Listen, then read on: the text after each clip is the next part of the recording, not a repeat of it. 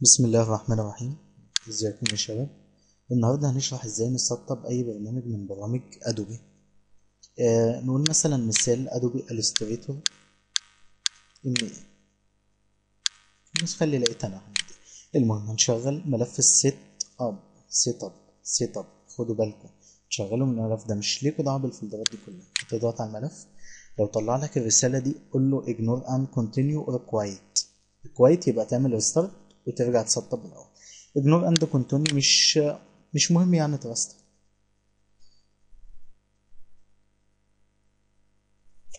هنستنى عقبال ما يخلص تحميل الشاشة دي.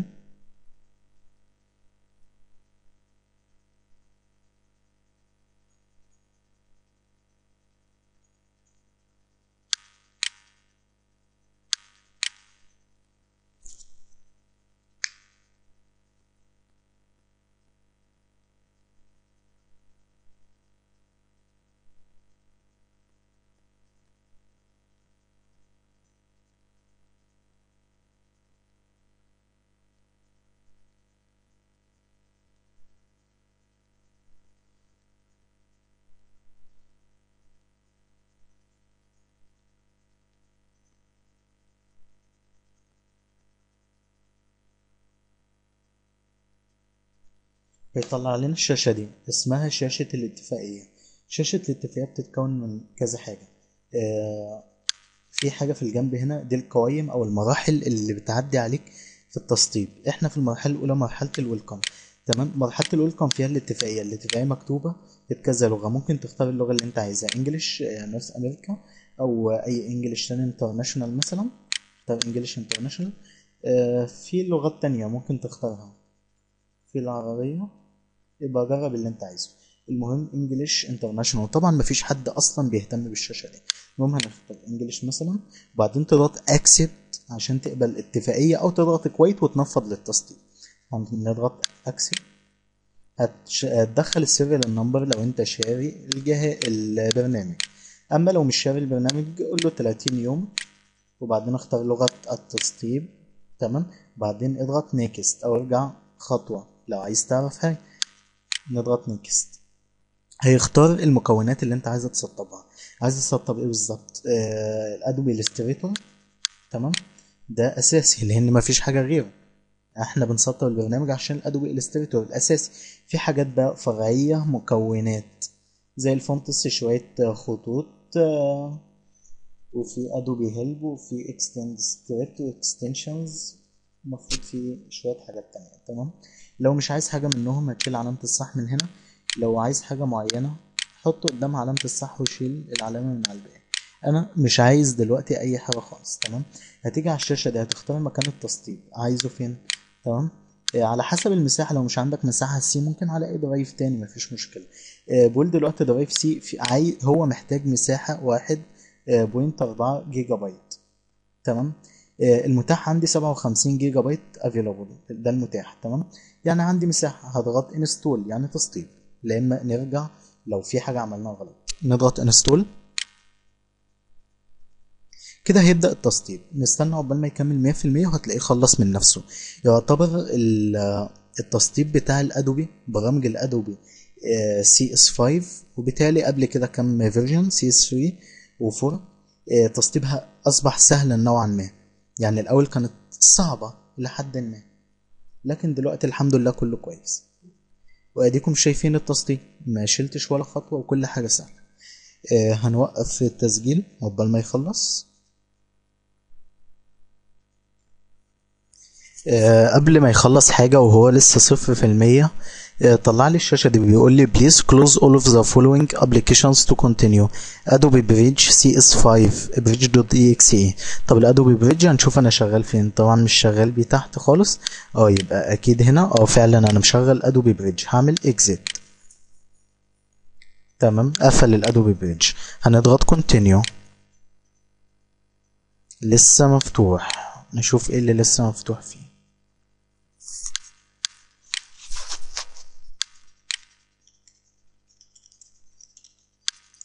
كده المفروض انه اتقفل.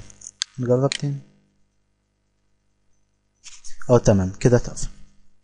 هو كان بياخد بس وقت في القفله وكده. هيبتدي يعمل انستول للمكونات اللي موجوده في الفولدر. هنستنى عقبال ما يوصل 90% وهبقى اشغل التسجيل تاني. هي هانت يا شباب، لسه شويه بس، دقيقتين وهتلاقوه خلص.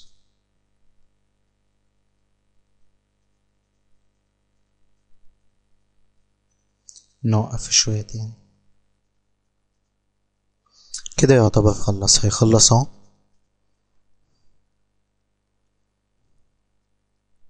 خلي بالكوا سطب ادوبي بريدج وسطب شويه خطوط وبسطب حاجات تانية كتير من المكونات اللي بتبقى اساسيه في البرنامج نفسه، مش اللي احنا بنختارها، لاننا ما اخترناش اي حاجه اصلا في المكونات.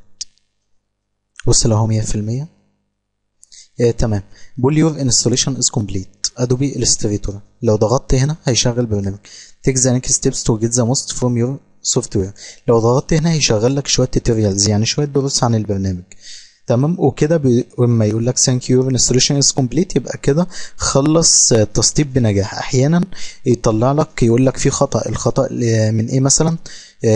ان مش عندك مساحه. يعني ايه جاي يسطب مش عندك مساحه، او الملفات نازله ناقصه، يجيب لك خطأ. تمام. اما كده بدل قال لك ثانك يو يور انستوليشن از كومبليت يبقى كده صح.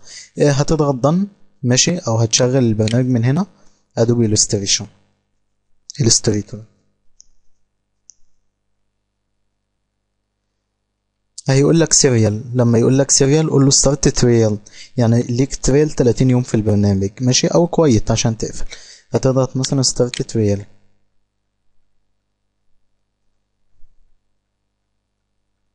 لو عندك ادوبي اي دي هنا ممكن تدخله.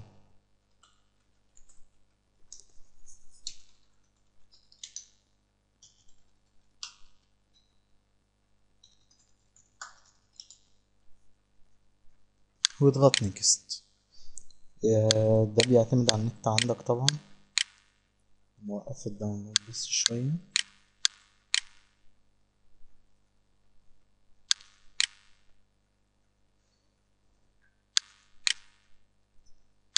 غلط.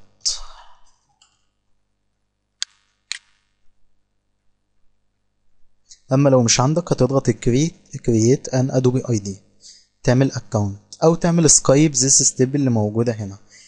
كده تمام. جيت ستارت ادوبي برودكتس اند سيرفيسز باور فاينج ان ادوبي اي دي يو هاف سيت اب اكسس تو ادوبي سي اس لايف. دي خدمه كويسه جدا اسمها سي اس لايف. شويه توتوريالز، فيو فيديو توتوريالز، دي شويه دروس وشويه شروحات. وادوبي سي اس نفس النظام. هتضغط ضغط عشان يفتح لك البرنامج. ادوبي الستريتور سي اس 5. ده الرمز بتاعها اي اي. خلي بالكوا شوفوا رمز الفوتوشوب بي اس.